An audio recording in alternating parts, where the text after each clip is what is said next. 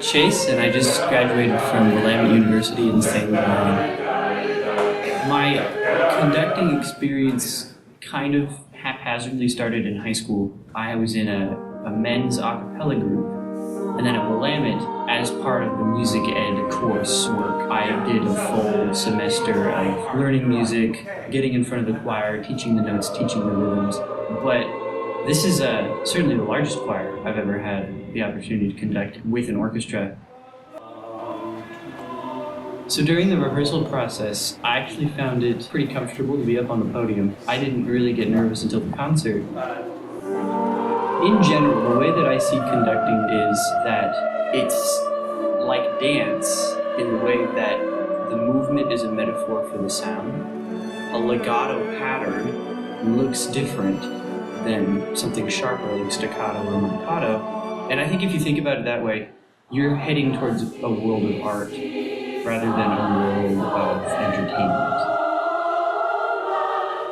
Dr. Zielke is awesome. In a way, his personality is one that just kind of bounces off the walls in a very organized fashion. The harder I work, the more movement and passion I put into the conducting, it's actually distracting. And so most of my reformation of my technique was taking everything and bringing it in.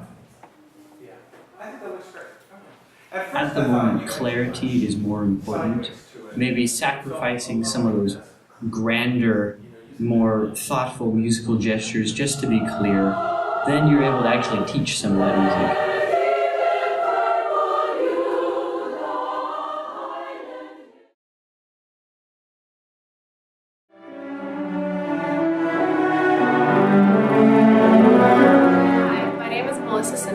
I grew up in Albany, Oregon, and graduated from Oregon State University in Corvallis, Oregon in June 2014.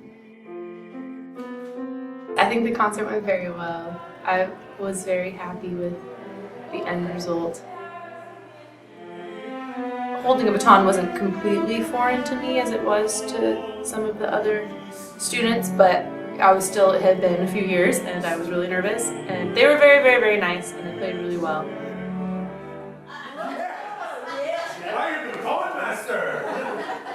Give me a down function, and then hit up here. Rodney Eichenberger is one of the sweetest men that I've learned from, and I haven't taken conducting from many people, but he was just so friendly and joyful and helpful and patient, and it was just awesome. I wish he could have stayed for longer. The exercise with the pantyhose was really fun. It was really insightful. It's a good way to have this physical thing where you can experiment with phrasing and line, and it's kind of this visual sort of representation of that. The most valuable thing about this course is the amount of time each of us have to conduct every week, because we conduct 20 to 30 minutes in class in the afternoon, and then we go to rehearsal in the evening fresh out of class and get another 20 minutes with a real choir. I loved conducting my movement. I did the offertory, and it was really difficult, but it was really fun, and the choir sounded so beautiful.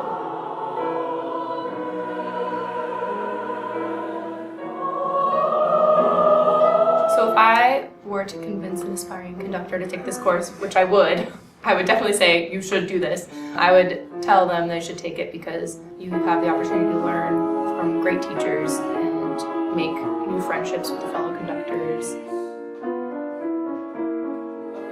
I mean, it goes by really quickly. 3 weeks is really short, and it doesn't really feel like you have enough time, but really the opportunity to conduct for 20 minutes every rehearsal is so valuable, and we all learn so much.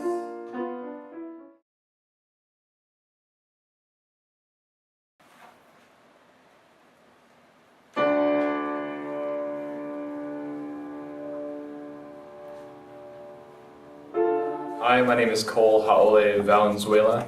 I'm from Salem, Oregon, and there I went to high school at Sprague High School and graduated there. I continued my education at Oregon State University, graduated with a degree in music education, and currently enrolled in graduate school at Oregon State University.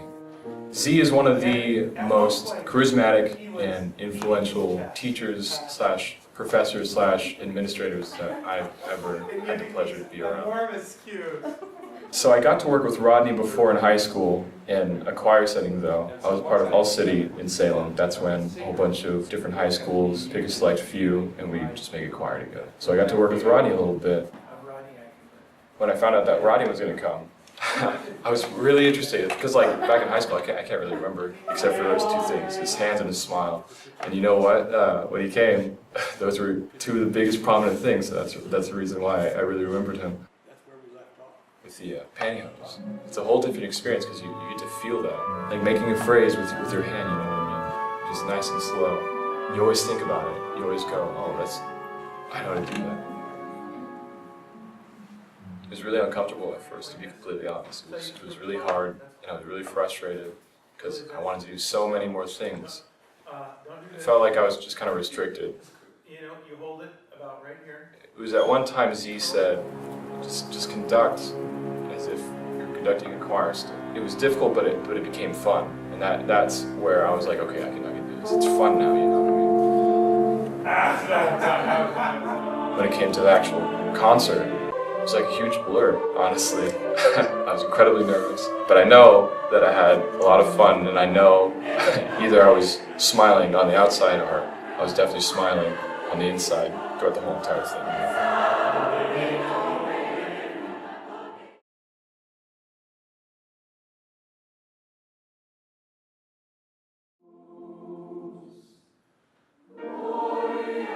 Hi, I am Kate Caffarella. I am currently teaching at West Albany High School in Albany, Oregon. I have a Bachelor of Music degree from Northern Arizona University, and then I have a Master of Music Education from Boston University. I have never, even though I've been teaching for 12 years, never actually stood in front of an orchestra before. And I've done some casual things at my high school with our pit orchestra for our musicals, but never in front of professional musicians.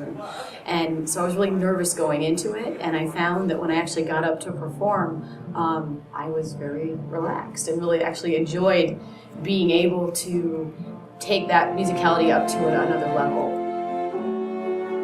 Steve has always been one of my favorite people, and he always has been very warm and very welcoming and very gracious and, for lack of a better term, to me, very non-academic. And what I mean by that is that some professors, I feel, they are so used to working with, I think, higher level musicians that they forget almost what it's like to kind of be in the trenches, as it were. He's not like that. And so when he approached me about even doing the class, I thought, well, you know what, if I'm going to do it with anybody, let's do it with Steve.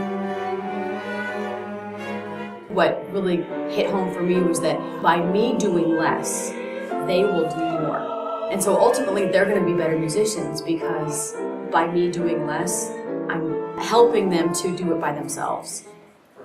I appreciate how easy he was to work with. He was so gracious and so happy, and you could tell that Rod really enjoyed what he was doing. He put a quarter on my hand and said, conduct with the quarter. And I really appreciate that because if I'm feeling like I'm getting into bad habits, I can put the quarter on my hand and practice doing that. And he gave me things that I feel like are going to be almost career changing for me.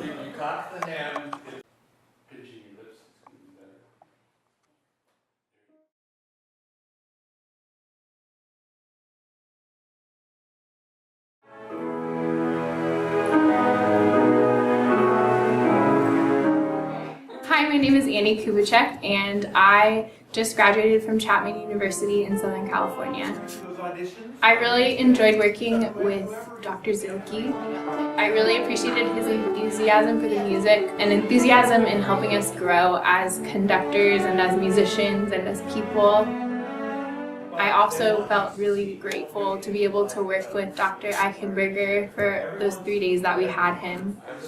The fact that every tiny little move that you do affects the choir. I mean, I guess I knew all of that, but I didn't realize how big of an effect that had on a choir. It was scary at first because I was like, I was not expecting this. There's a lot of people and the orchestra. And being able to rehearse with them, not just be like, oh, I'm waving my arms around, but really learning what you do and how it affects them. I was really nervous, like really anxious. But they didn't mess up, and everyone pretty much followed me. I think they did, and so that's good. We want people to be able to enjoy making music together and like enjoy singing the music. Yeah. So that's if